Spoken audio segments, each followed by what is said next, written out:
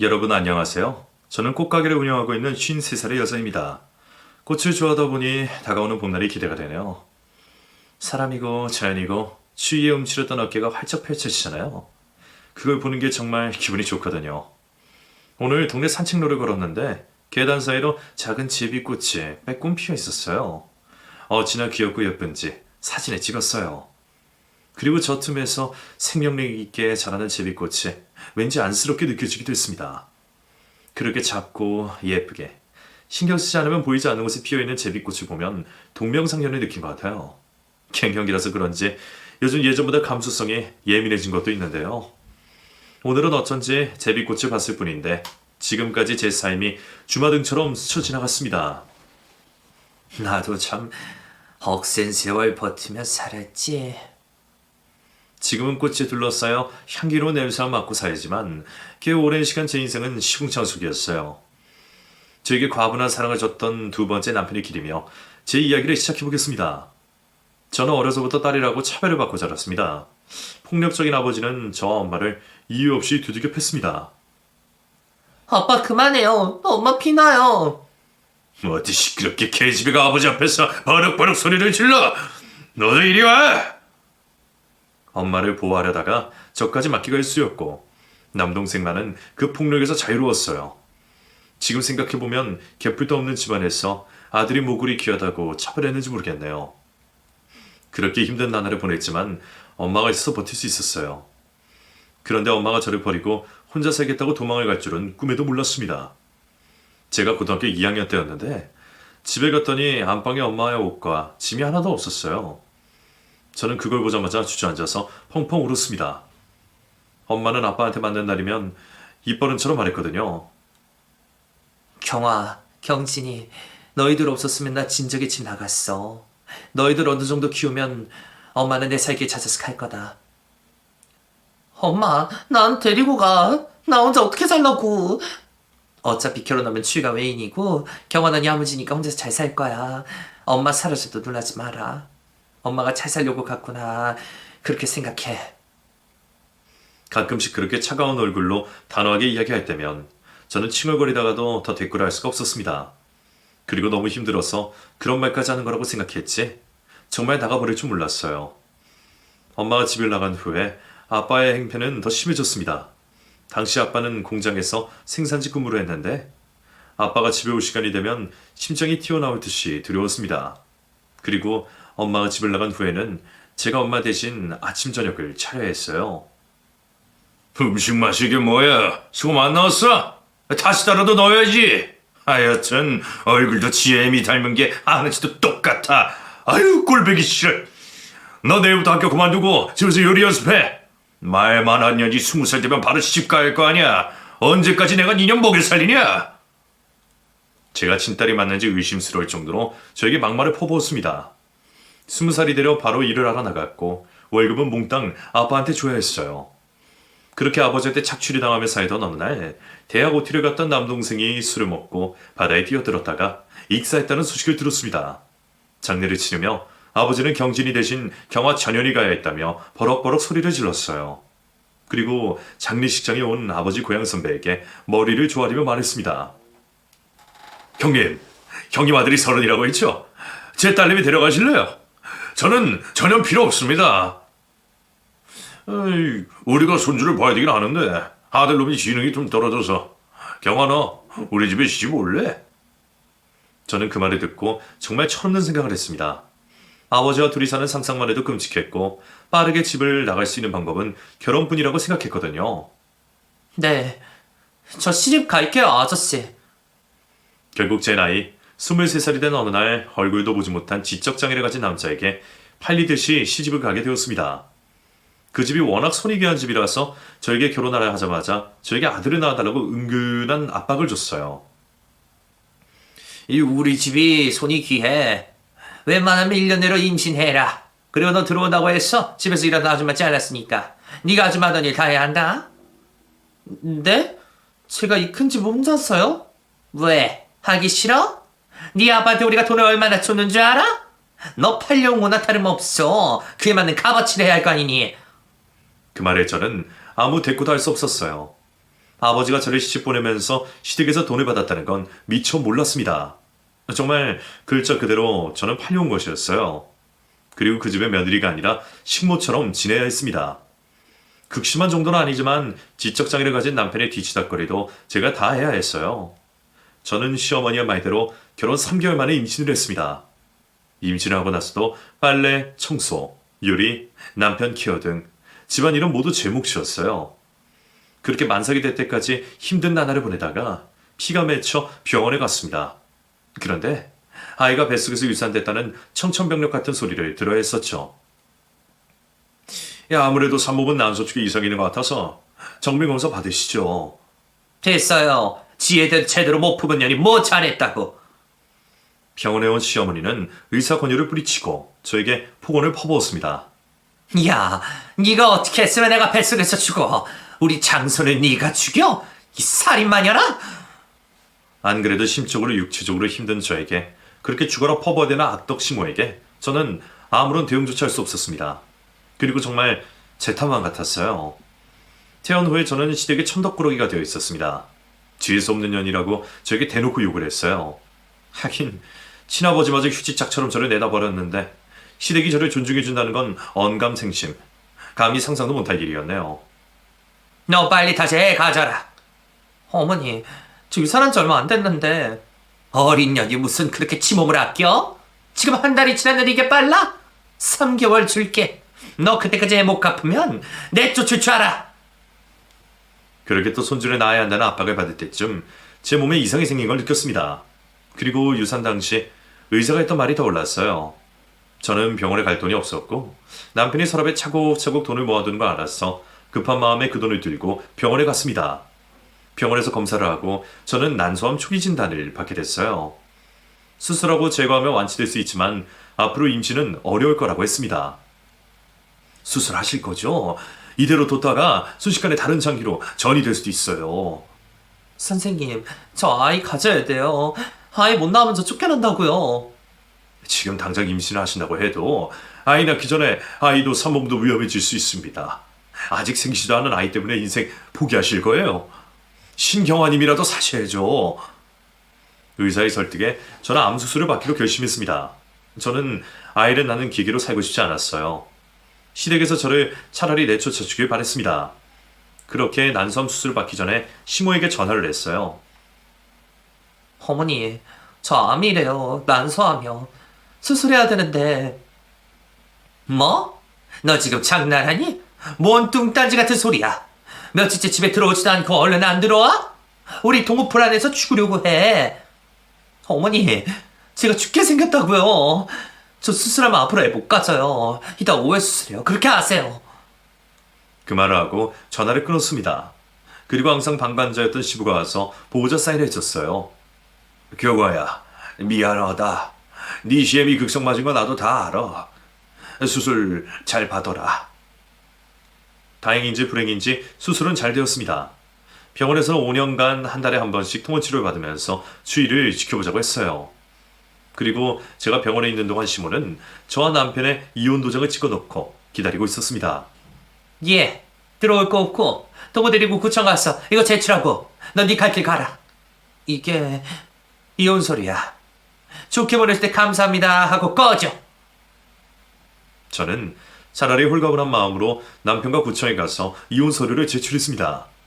그리고 남편을 집에 데려다주고 얼마 되지 않은 제 짐을 싸서 집을 나왔습니다. 나오는 길에 시부가 저에게 돈을 쥐어줬어요. 경아야, 이거 자그마한 5일씩 보증금은 될 거다.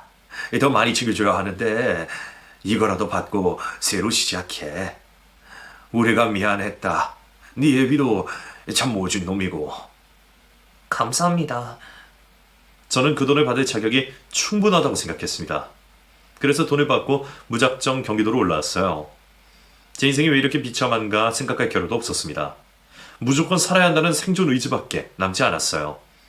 그래서 저는 쪽방을 구하고 남는 돈은 저축을 한 후에 닥치는 대로 일을 했습니다. 식당에도 나가고 건물 청소도 했어요. 배운 도둑질이라고 곱창 가게에서 2년간 서빙을 하고 3년간 주방에서 일을 하면서 배운 게 많았습니다. 식당 주인 할아버지가 저를 손주처럼 예뻐하셨어요. 내가 요즘 애들 중에 경아 너처럼 야무진 애는 본 적이 없다. 곱창 이것도 기술이 있어야 돼. 내 자식들은 다 회사 다니고 뭐 가업이라고 물릴 수도 없으니까 내가 가르쳐 줄게. 정말요? 감사합니다. 감사합니다, 사장님. 그날 이후로 저는 놓치는 거 없이 꼼꼼히 매부도 해가면서 양념곱창을 만드는 법을 배웠습니다. 제 나이 30이 되어서 저는 아끼며 모은 돈으로 시장에 10평짜리 가게를 얻을 수 있었어요. 당시에 전세 빌라에서 살고 있었고 곱창 가게에 대한 열정이 남달랐습니다. 제가 적극적으로 할 수 있는 일이 생겼다는 것만으로도 살 이유가 충분했거든요. 그렇게 제가 차린 곱창 가게는 손님이 많지도 적지도 않게 운영이 되었습니다. 조금만 손님이 더 많았어도 직원을 한 번 써야 했겠지만 그 당시에 직원을 쓰는 건 사치였어요. 그렇게 1년 동안 열심히 일하며 돈을 모았습니다. 처음에는 저에게 싸늘한 시선을 보내던 주변 상인분들도 제 진심을 알아차리시고 저를 편하게 대해주셨어요. 네, 처음에는 젊은 여자가 얼마나 버틸까 했는데 아주 열심히 해서 보기 좋아. 더 열심히 해야죠. 좋게 봐주셔서 감사해요. 감사는 무슨. 이거 떡 좀 먹으면서 일해. 어제 팔다 남은 거니까 부담 갖지 말고. 저는 시장에서 일하는 게 즐거웠습니다. 그런데 제가 있던 시장이 골목이 많은 곳이었거든요. 저는 곱창 가게를 운영하고 재료 손질을 해놓고 가느라 집에 늦게 들어간 날이 많았습니다. 그러다 어느 날, 그날도 가게 마무리를 하고 셔터를 내리고 집에 가는 길이었어요. 골목을 지나는데 8명의 중학생들이 패싸움을 벌이기 직전으로 서로 으르렁거리고 있었습니다. 담배를 피우며 서로 욕짓거리하고 있더라고요. 야, 한동현. 네가 우리 애들 건드렸냐? 내가 서로 부딪히지 말자고 했지? 미친놈, 지랄하네. 어디서 본 건 있어서 무서워 죽겠네. 일촉즉발의 순간이었습니다. 말리고 싶었지만 선뜻 그럴 수가 없었어요. 저는 혼자였고 남학생들 등치가 커서 애들을 말리다가 오히려 제가 다칠 것 같았거든요. 그리고 아니나 다를까 서로 달려들어서 서로 치고받고 난리가 났습니다. 그걸 보고 저는 바로 가까운 파출소로 뛰어가 신고를 했습니다. 형사님들, 저기 슈퍼 골목에 애들이 치고받고 난리가 났어요. 얼른 좀 가주세요. 저러다 누구 한 명 죽게 생겼어요. 경찰들이 출동했고 한창 싸움질을 하고 있던 그 아이들을 끌고 파출소로 왔습니다. 얼마나 싸웠는지 하나같이 얼굴이 붓고 티가 나고 있었어요. 아, 형사님. 저희 아빠는 안 돼요. 저 죽어요. 아빠 아니면 담임 선생님한테 연락할까? 그럼 너희 학교에서 징계받을 텐데 그렇게 하지 뭐. 아니, 그게 아니라. 부모님들이 도착하고 사죄를 하며 자식들을 한 명씩 데리고 갔어요. 그런데 끝까지 아빠한테 연락할 수 없다는 애가 경찰에게 땡깡을 부리며 앉아 있었습니다. 왜 그런 오지랖이 발동했는지 전 학생에게 다가가서 말했어요. 아버지 오시면 큰일 나니? 또다시 사고치면 소년원에 보낸다고 했어요. 그럼 내가 너희 아버지 만나서 잘 이야기해 줄 테니까 얼른 연락해봐. 너 여기서 밤샐래? 제가 그렇게 말하자 형사님들도 동의했습니다. 그래, 아니면 너 담임 선생님한테 연락한다. 진짜 안 되는데. 알았어요. 그 학생은 꺼뒀던 휴대폰을 켰고 바로 전화가 왔습니다. 아빠. 너 어디야? 또 사고 쳤어? 저 지금 땡땡 파출소예요. 그리고 10분이 지났을까 한 중년의 남자가 헐레벌떡 파출소로 뛰어들어왔습니다. 들어오자마자 본인 아들을 보고 멱살을 잡았어요. 너 이 자식, 다시는 사고 안 치겠다고 그렇게 애비랑 약속했으면서 그게 얼마나 지났다고. 쪽팔리게 왜 이래요? 이거 놓고 말해요. 뭐?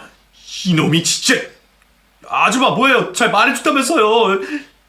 학생의 말에 깜짝 놀라서 제가 다가갔어요. 동현 학생, 아버님 되시죠? 누구세요?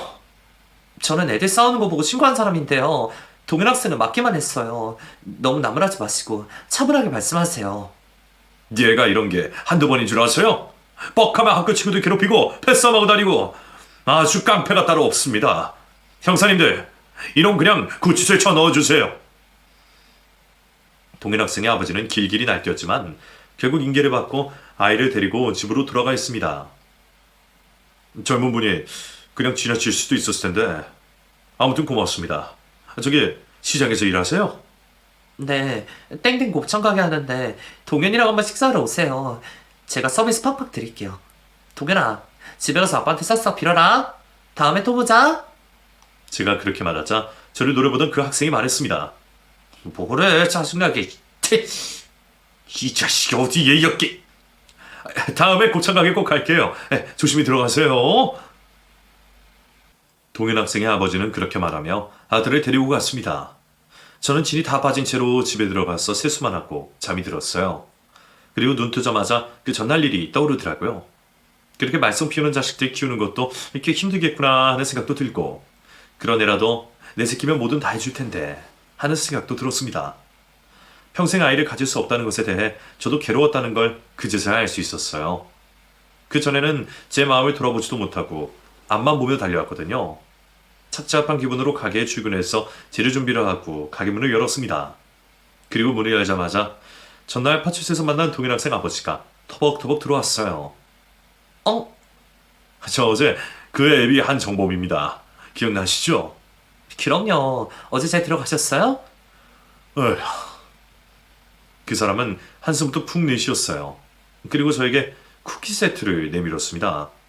보답을 하고 싶은데 뭘 좋아하실지 몰라서 백화점 들러서 사왔어요. 맛있게 드세요. 그냥 오셔도 되는데 주신 거니까 잘 먹을게요.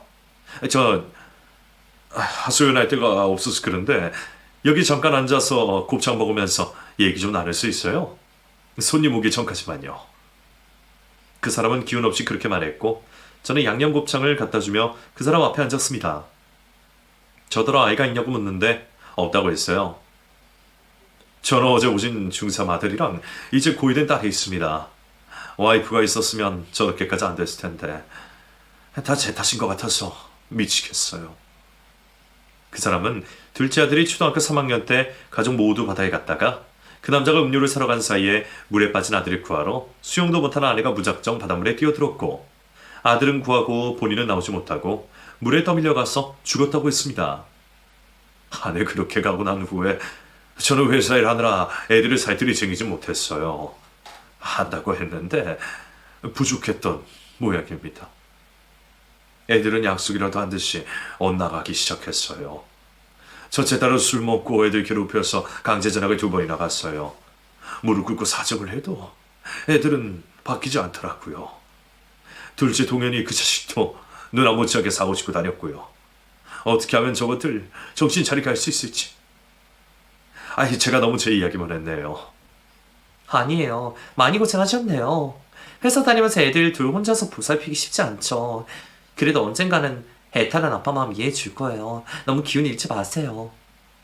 제 말에 그 사람은 환하게 웃으며 답답했던 마음이 뻥 뚫리는 것 같다며 고맙다고 했습니다. 저 여기 단골할게요. 저희 회사 직원들도 데리고 오고 그래도 되죠? 당연히 되죠. 그리고 나서 그 사람은 중견기업의 과장이라고 했어요. 그 이후로 정말 회사 직원들과 와서 회식도 하고 가끔은 혼자 혹은 아이들을 데리고 와서 식사를 했습니다. 아이들은 곱창을 먹는 둥 마는 둥 하면서 빨리 그 자리를 피하고 싶은 눈치였어요. 얘들아, 콜라 줄까? 곱창도 좀 먹어봐. 곱창 다 먹으면 볶음밥 해줄게. 진짜 맛있다? 제가 그렇게 말하자 동현이가 저를 보며 입을 삐죽댔습니다. 아줌마는 진짜 오지랖 대장이에요. 인정. 아빠, 너 집에 가도 되지? 집? 집은 무슨 집이야. 너 또 친구들 만나러 갈 거냐? 일단 먹어. 정말. 그 말에 곱창을 먹기 시작했고 맛있었는지 계속 집어먹더라고요. 동현이가 맛있게 먹는 모습을 보고 동현이 누나 혜연이도 곱창을 집어먹었습니다. 그리고 추가 주문까지 했어요. 아무리 말썽을 피우고 다녀도 먹는 모습을 보니 애들은 애들이구나 하는 생각에 흐뭇한 미소가 지어졌습니다. 그렇게 온 가족이 한 달에 2번씩 제 곱창집에 왔고 저는 그 가족과 가깝게 지내게 되었어요. 아이들도 어느 정도 저에게 마음을 연 것 같았습니다. 전에는 본체 만체 하던 애들이 저에게 인사를 해주기 시작했거든요. 그리고 저는 그 애들의 아빠에게 호감이 가기 시작했어요. 주기적으로 봐서 그런 것도 있겠지만 살면서 그렇게 자상하고 따뜻한 사람은 본 적이 없었습니다. 그리고 술김에 고백을 했어요. 여보세요? 정범씨, 저예요. 신경 와요. 아이고, 경호씨, 무슨 일이 있어요? 지금 시간이... 저 정범씨 사랑하는 것 같아요. 슬김에 하는 말이지만 진심이에요. 그냥 제 마음 전하고 싶었어요. 불편하시면 이제 저희 가게 안 오셔도 돼요. 그럼 안녕히 주무세요. 저는 그렇게 말하고 전화를 끊었습니다. 술에서 깨고 난 이후에 제가 앉았을 때 올리고 발을 동동 굴렀어요. 미쳤나봐. 신경아, 네가 드디어 미쳤구나. 어떡하냐고. 그리고 휴대폰을 열었는데 뜻밖의 메시지가 와 있었습니다. 경화씨, 저도 경화씨 많이 좋아해요. 감히 먼저 고백할 수 없었는데 얘기해줘서 저 정말 기쁩니다. 오늘 저녁에 가게로 갈게요. 그 문자를 보고 나서 저는 심장이 밖으로 튀어나오는 줄 알았습니다. 그 사람도 저를 이성으로 생각하고 있다는 건 전혀 몰랐습니다. 그저 어린 동생처럼 보는 줄 알았거든요. 아무튼 그날 저녁에 제 가게에 온 그 사람과 마주 앉아서 이야기를 했어요. 이제 혜연이는 대학 갈 거고 동현이는 2년 후면 성인 되니까 애들 때문에 고생하는 일 없게 할게요. 경화씨, 나랑 결혼해 줄래요? 저는 경화씨한테 확신이 있어요. 지금까지 일만 하면서 살아본 저에게 경화씨가 숨통을 틔워줬어요.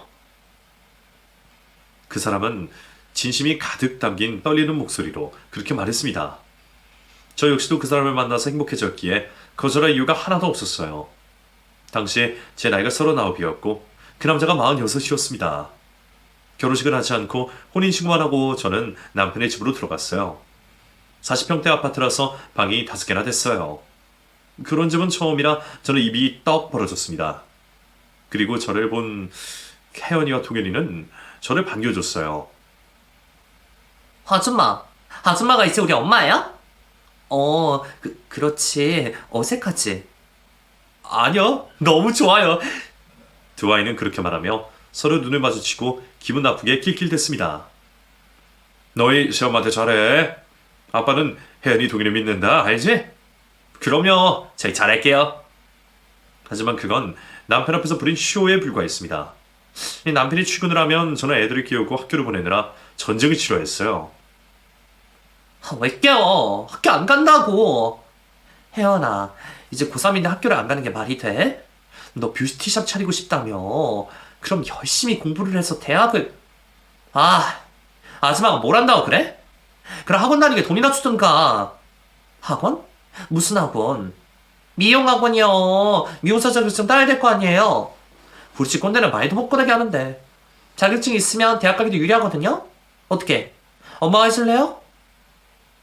저는 그 말에 아무 의심 없이 몇백만 원의 학원비를 줬습니다.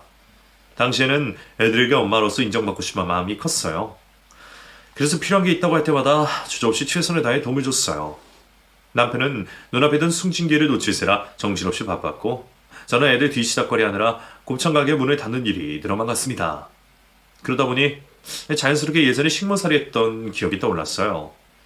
그때나 지금이나 제가 살고 있는 모습이 별반 다르지 않다는 생각이 들었습니다. 애들은 지아 아빠가 없으면 저에게 막말하거나 무시로 이겨냈고 저는 그런 애들의 방 청소, 빨래, 식사 등을 해줘야 했으니까요. 요즘 말로 현자 타임이 올 때마다 저는 멍하니 창밖을 바라봤습니다. 경아야, 너 이러려고 결혼했니? 그러다가도 사랑하는 남편을 생각하며 번뜩 정신을 차렸어요. 아니야. 그때는 내 의지가 아니었고 지금은 내가 정범 씨를 선택한 거야. 내가 선택한 일에 최선을 다하자. 애들도 철들면 변할 거야. 저는 그렇게 마음을 다잡았습니다. 그렇게 1년의 시간이 흘렀고 남편은 부장으로 승진을 했어요. 승진 축하 파티를 온 가족이 모여서 함께 했습니다. 나가서 먹자니까 힘들게 뭘 이렇게 많이 차렸어. 저는 물론 외식을 하고 싶었지만 애들이 어찌나 갈비며 잡채며 직접 차려한다고 난리를 치든지 그래놓고 하나도 도와주진 않으면서 지적질은 계속했어요. 정말 시집살이가 따로 없었습니다. 밖에서 먹는 거랑 엄마가 해준 음식 먹는 거 다 알았지. 아빠, 정말 축하해요. 가면을 갈아 끼우고 남편 앞에서 착하게 말하는 딸을 보면서 소름이 끼쳤습니다. 그리고 딸은 대학을 가지 않겠다고 선언했어요. 아빠, 엄마, 저 대학 못 가요. 아시죠? 그 대신 미용학원 다닐게요. 저 뷰티 서비스 일하다가 제 회사 차리는 게 꿈이에요. 그 말을 듣고 저는 뒤통수를 세게 얻어맞은 기분이었습니다. 그래서 딸에게 말하려고 입을 열자 딸이 선수를 쳤어요. 엄마한테 여자끼리 하고 싶은 말 있으니까 이따가 얘기해요. 남편은 사정도 모르고 그런 딸을 대견하게 생각했어요. 그래, 뭐든 하고 싶은 일이 있는 게 다행이지. 동현이 넌 목표 없냐? 저도 뭐 대학 가기 글렀고 사업이나 해야죠. 사업? 무슨 사업? 할 거 많아요. 우선 핸드폰 가게 차리려고요. 그래? 그건 네 돈으로 해라. 왜요? 누나랑 학원비 대출 거면서 저는 안 돼요? 네 애비가 무슨 억만장자라도 되냐? 성인 되면 니들 살면 니들이 알아서 사는 거야. 혜연이한테 학원비 누가 준대? 지가 벌어서 다녀야지. 남편의 통쾌한 말 한마디에 애들 얼굴이 사색이 되었습니다. 그렇게 식사 자리를 마치고 저는 딸과 산책을 가면서 이야기를 나누기로 했어요. 혜연이 너 내가 준 학원비는 다 어디다 쓰고 다시 학원에 다니라는 거야. 아, 그 돈은 내가 필요한 데다가 썼고 이번엔 진짜 미용학원 다닐 거니까 엄마가 돈 좀 해줘요. 뭐? 아까 네 아빠가 한 말 못 들었어? 너 이제 20살이야. 네 앞가림 네가 스스로 해. 아이씨. 제 말에 딸이 괴성을 질렀습니다. 깜짝 놀라서 주변 사람들이 저희를 쳐다봤고 딸은 멈추지 않고 계속 소리 질렀어요. 혜연이 너 진짜 왜 그래? 조용히 해. 몰라 나 학원비 대줘. 안 대주면 오늘 옥상에서 뛰어내릴 거니까. 그 기세에 못 이겨서 우선 상황을 모면하기 위해 알겠다고 진정하라고 말했습니다. 그랬더니 언제 그랬냐는 듯이 딸이 말했어요. 약속했어요. 나 녹음도 다 해놨어. 나중에 발뺌하지 마요. 정말 아무 감정 없이 그렇게 말하는데 넋을 놓게 되더라고요. 아무튼 저는 또 꼬깃꼬깃 모아뒀던 돈을 딸에게 줘야했습니다. 정말 학원이 다니는 건지 확인하기 위해서 등록금을 낼 때 같이 가기까지 했어요. 학원에 다니는 거 확인하고 나서 저는 제 곱창 가게에 가서 일을 했습니다. 남편이 승진한 후에는 저도 월요일 휴일 빼고 곱창 가게에 나갈 수 있게 됐어요. 그리고 다시 열심히 제 할 일을 했습니다. 남편과는 일주일에 한 번씩 데이트를 했습니다. 데이트를 하면서도 애들에 대한 걱정은 끊이지 않았어요. 혜연이 학원 잘 다니는 건지 모르겠네. 내가 해준다니까. 당신이 해준다고 해서 부담되지 않았어? 뭘? 혜연이가 뭐 당신 딸이야? 나한테도 딸인데. 그냥 잘 배워서 자기 원하는 일 했으면 좋겠어. 이제 자격증 시험 볼 텐데 합격하겠지? 할 거야. 동현이 놈은 20살 되면 바로 군대 갔다가 나와서 뭐든 하겠다고 했으니 믿어보자 여보. 고마워. 젊은 나이에 애들 엄마 되어서 힘들었지? 조금 힘들었는데 이제 괜찮아요. 동현이 군대 가면 우리 해외여행 갑시다. 신혼여행도 못 갔는데. 좋지. 그렇게 대화하며 남편이 얼마나 저를 생각해주는지 다시금 깨달을 수 있었어요. 그리고 남편과 편하게 여행을 갈 날을 손꼽아 기다렸습니다. 혜연이는 뷰티숍에 취직을 했고 동현이는 군대에 갔어요. 남편은 긴 휴가를 받아서 저와 함께 유럽 여행을 떠났습니다. 여행을 가서 저는 정말 우물 아래 개구리였다는 걸 뼈저리게 느낄 수 있었어요. 영어를 한마디도 못하는 저를 대신해서 모든 일을 해결해주는 남편이 얼마나 멋있던지요. 여보, 다음에는 휴양지로 가자. 하와이 어때? 거기 날씨가 그렇게 기가 막히게 하네. 나는 당신 가는 곳이면 어디든 따라갔지. 여보, 정범씨, 나 너무 행복해. 그게 남편과의 마지막 여행이 될 줄은 꿈에도 몰랐습니다. 그렇게 여행에서 돌아온 후에 아들은 군생활 중 후임을 일방적으로 때리고 괴롭혀서 그 후임이 의식을 잃고 쓰러지는 일이 발생했습니다. 다행히 깨어났는데 아들이 그런 짓을 저지른 게 한두 번이 아니었고 결국 군생활 부적응으로 조기 전역을 하게 됐어요. 전역을 하고 돌아온 아들은 전보다 더 막무가내였습니다. 지 마음에도 안 내키며 성질을 부리고 죽인다는 말을 입에 달고 살았어요. 저도 남편도 그 애를 감당하기 버거웠습니다. 동현아, 이제 마음 잡아야지. 너 휴대폰 가게 하고 싶다고 했잖아. 그럼 일을 해야 할 거 아니니?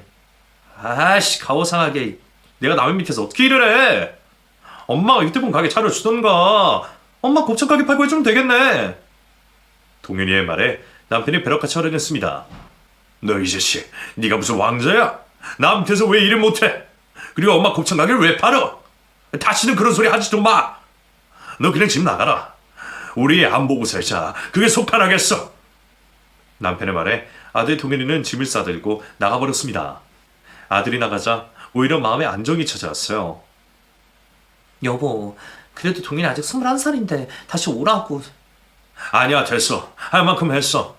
그놈도 나가서 얼마나 사이가 각박한지 알아야지. 그래야 정신 차릴까 말까야, 그놈은. 그렇게 아들까지 집을 나가고 한동안은 평화롭게 지냈습니다. 그런데 어느 날부터 남편이 누군가 자기를 쫓아오는 것 같다는 말을 하기 시작했어요. 이상해. 누가 날 지켜보고 있는 것 같아. 오늘 차 유리창도 깨놨더라고. 주변 CCTV 살폈는데 사각지대에서 돌을 던져서 누가 던진 건지도 확인이 안 돼. 누가 당신을 대코치한다는 거야? 그럴 만한 사람이 있어? 뭐 찾아보면 있기는 있겠지. 나 때문에 자기 승진 못했다고 박박 우기는 놈 하나 있거든? 근데 그렇다고 여보, 그럼 경찰에 신고하자. 제가 그렇게 말하자 남편은 가만히 생각하다가 아니라고 대답했습니다. 아니야. 내가 좀 예민했던 것 같아. 여보, 신경 쓰지 마. 그때 남편에게 더 물어보고 경찰에 신고해야 했는데 그러지 못한 게 지금까지 한이 됩니다. 그 이후로 남편은 나날이 살이 빠져갔어요. 얼굴에는 수심이 가득했습니다. 물어보면 회사 일 때문에 그렇다고만 대답했어요. 그리고 그날 지방으로 출장을 가게 됐다고 했습니다. 여보, 나 부산으로 3일 출장 가게 됐어. 집에 혹시라도 동현이나 혜연이 찾아오면 절대 문 열어주지 말고. 걔들이 왜 갑자기 오겠어? 제 말에 남편은 저를 왈칵 끌어안고 말했습니다. 여보, 사랑해. 그리고 미안했어. 뭐야, 새삼스럽게. 나도 당신 사랑해. 출장 잘 다녀와? 그래. 남편은 그렇게 출장을 떠났고 그게 남편과의 마지막 인사가 됐습니다. 남편은 부산으로 내려가던 고속도로에서 급발진 사고로 차가 전복되어 그 자리에서 운명을 달리했어요. 남편의 아들 동현이로부터 그 소식을 전해 듣고 불이 나게 병원으로 달려갔습니다. 그런데 이미 짧은 장례식을 치르고 발인을 하고 있었습니다. 어떻게 벌써... 저는 주저앉아서 엉엉 눈물을 쏟았어요. 그러자 아들이 껄렁대며 저에게 말했습니다. 사람 죽었는데 그럼 빨리 보내드려야지. 그래 아줌마, 우리 아빠 죽었으니까 이제 우리 아빠 집에서 나가줘야겠어. 아줌마한테 엄마라고 부르는 거 얼마나 엮어놓는 줄 알아? 그래, 아줌마. 나도 아줌마 때문에 집 나갔잖아. 거기 우리 집이니까 아줌마 권리 없어, 알지? 발인하고 아빠 잘 모셔드릴 거니까 아줌마는 집에 가서 짐 싸서 나가. 멈춰갈 생각하지 말고. 그래도 한때 제 친자식이라고 생각하며 지냈던 아이들이 그렇게 안면몰수를 하니까 너무 서럽고 남편을 잃은 충격에 괴로웠습니다. 저는 끝까지 남편의 발인을 지켜보고 그 애들과 함께 집으로 돌아갔어요. 애들은 TV를 켜서 보며 얼른 나가라고 재촉했습니다. 딱 아줌마 옷만 챙겨보서 나가면 되겠네. 얼른 나가. 그래, 아줌마. 이제 우리 볼 일 없겠네? 그놈들을 뒤로하고 저는 제 곱창 가게로 갔어요. 그리고 주방에 앉아서 소주를 부어 마셨습니다. 여보, 당신 왜 그렇게 가는 거야? 난 어떻게 살라고? 여보, 정범씨. 그렇게 술을 마시고 저는 테이블에 엎드린 채 잠이 들었습니다. 얼마나 시간이 지났을까? 가게에서 불이 나고 있었어요. 앞뒤로 불길이 다 번져서 조금 있으면 죽을 위기였습니다. 여보, 나도 따라서 갈게. 그렇게 삶을 포기하고 있는데 소방관이 들어와서 저를 구해줬어요. 괜찮으세요? 저는 그대로 기절을 하고 병원으로 이송됐습니다. 유해가스를 많이 마셔서 입원 치료를 받았어요. 퇴원을 하면서 저에게 돈이 없었습니다. 불길에 제 통장이며 뭐며 제가 가지고 있던 모든 게 다 타버렸고 신분증을 재발급받고 은행 가야 돈을 찾을 수 있었어요. 그나마 통장에 돈도 1,000만 원이 전부였습니다. 병원비를 내면 남는 게 없었어요. 저는 그냥 딱 죽고 싶은 심정이었습니다. 왜 살려놨냐고 수방관을 원망하기도 했어요. 그래도 제가 할 일은 해야 했기에 저는 병원비로 내고 나서 고시원 생활을 했습니다. 아무런 의욕도 없었고 통장에 있던 돈은 바닥이 났어요. 그날 저는 한강물에 뛰어들 생각으로 밥을 꾸역꾸역 먹고 있었습니다. 그런데 고시원 총무가 저에게 전화가 왔다고 하더라고요. 500성 아줌마 전화 왔어요. 땡땡이 살아왔는데? 총무가 죽은 남편 회사 이름 말했고 저는 한달음에 달려가서 전화를 받았어요. 안녕하세요. 겨우 찾았네. 다른 게 아니라 부장님 물건이 아직 남아있어서요. 택배 보내려고 하는데 그 고시원으로 보내드리면 될까요? 남편의 유품이란 생각에 저는 바로 보내달라고 했습니다. 애들한테 쫓겨나면서 남편의 물건을 하나도 가져오지 못했거든요. 그리고 하루 뒤에 택배가 도착했어요. 저는 남편의 유품이 들어있는 그 큰 상자를 제 방으로 가지고 가서 박상기퉁이가 다 젖을 때까지 울었습니다. 그리고 천천히 상자를 열어보고 남편이 사온 친구가 쓰던 다이어리 등을 열어봤어요. 그런데 다이어리에 저에게 남겨둔 편지가 있었습니다. 여보, 나야. 이 글을 보고 있다면 아마 난 이미 이 세상 사람이 아니겠지. 지금 난 심혈의 위협을 받고 있어. 내용은 누군가 남편을 죽이려고 하고 있다는 거였습니다. 그리고 아마 그건 본인 딸과 아들일 거라고 했어요. 내가 죽으면 그놈들 꼭 벌 줘. 미안해. 그리고 사망보험료 수령인을 저로 해둔 게 있으니 그걸 찾아서 새 삶을 살라고 했습니다. 그 편지를 보고 저는 눈물이 딱 멈췄어요. 그리고 퍼즐이 맞춰지는 것 같았습니다. 제 가게에 불이 난 것도 어쩌면 그 자식들 짓이랄 거라는 생각이 번뜩 들었어요. 남편이 가지고 있던 USB에 증거가 들어있다고 해서 저는 그 편지와 USB를 가지고 경찰에 찾아갔어요. 그럼 안정범 씨가 사고로 죽은 게 아니라는 말씀이세요? 살해를 당했다고요? 네, 그것도 본인 자식들한테요. 여기 증거가 들어있다고 했어요. 형사님, 그놈들 꼭 벌받게 해주세요. 저희가 살펴보고 연락드리겠습니다. 전화번호 남기고 가세요. 저는 일단 고시원 전화번호를 남기고 그 자리를 떠났습니다. 그리고 철저하게 싸우기 위해 저는 남편의 사망보험금을 수령해야 했습니다. 저와 만나기 전부터 부어두었던 거였어요. 본인이 죽으면 애들에게 남기려고 했던 건데 자식들이 본인을 죽일 거라고 상상도 못했겠죠. 죽기 3년 전에 수령인을 저로 바꿔놨던 겁니다. 저는 일단 그놈들이 살고 있는 집으로 갔어요. 무섭기도 했지만 분노가 더 컸습니다. 뭐야, 아줌마가 이 시간에 웬일이야? 혜연이는 있냐? 있지. 나가라니까? 절대 안 간대잖아. 아이씨, 아빠가 남긴 재산이라고는 이 집밖에 없는데. 그런데 딸이 나와서 소리를 질렀어요. 사망보험금 있었다고 아빠가 우리한테 남겨주려고 들고 있다 했는데 그게 없다니 이게 말이 돼? 아줌마, 뭐 아는 거 있어? 설마 아줌마한테 남긴 건 아니지? 두 녀석의 변하지 않은 모습에 저는 기가 찼습니다. 그리고 단호하게 말했어요. 니들이 인간이냐? 괴물이지. 어떻게 지 아빠를 죽이고 나도 죽이려고 했지? 여기 죽여라. 그냥 죽여. 왜 이래? 미쳤나? 나가. 죽고 싶어? 그럼 죽여줄게. 딸은 제 다리에 붙들었고 아들놈이 제 목을 짓눌렀습니다. 그러고 있는데 현관벨이 울렸어요. 딸이 조용히 문을 열었더니 경찰이 들이닥쳐서 말했습니다. 한혜연, 한동현 씨, 친부 살해 혐의로 구속하겠습니다. 지금 범죄도 추가됐네요. 살해 미수. 무슨 소리예요? 아니에요. 엄마, 아니라고 좀 해봐. 엄마? 내가 니들 엄마냐? 이제 와서야 엄마 취급을 해. 그렇게 그놈들은 끌려갔고 경찰은 남편이 남겨놓은 증거가 많이 남아있다며 벌을 받게 될 거라고 했습니다. 그놈들은 1년의 소송 끝에 무기징역을 선고받았어요. 제 가게에 불을 지른 것도 남편의 자식들이었습니다. 법정에서 울부짖으며 저를 찾고 항소하겠다고 쌍욕을 해대던 그놈들의 모습이 잊혀지지 않습니다. 그놈들을 감옥에 보내고 저는 남편을 수목장에 들였어요. 남편이 그거 원한다고 편지에 적어뒀거든요. 그리고 저는 남편의 유언대로 죽지 않고 남편 목까지 열심히 살기로 다짐했습니다. 그렇게 남편의 사망보험금을 수령해서 저 혼자 살 집을 구하고 꽃가게를 열었어요. 향기로운 꽃내음에 둘러싸여 사는 지금이 꿈만 같습니다. 저는 혼자 지내면서 주기적으로 기부를 하고 있어요. 한 달에 한 번씩 봉사활동도 나가고 있습니다. 기구하고 끈질기게 살아남은 제 삶이 다른 사람들에게 쓰임이 있었으면 하는 마음에서 시작했어요. 저는 죽기 전까지 남편을 그리워하며 살 테지만 다시 만날 그날 부끄럽지 않도록 열심히 살겠습니다. 여러분, 제 이야기 들어주셔서 정말 감사해요. 여러분 삶에 축복이 가득하길 바라겠습니다.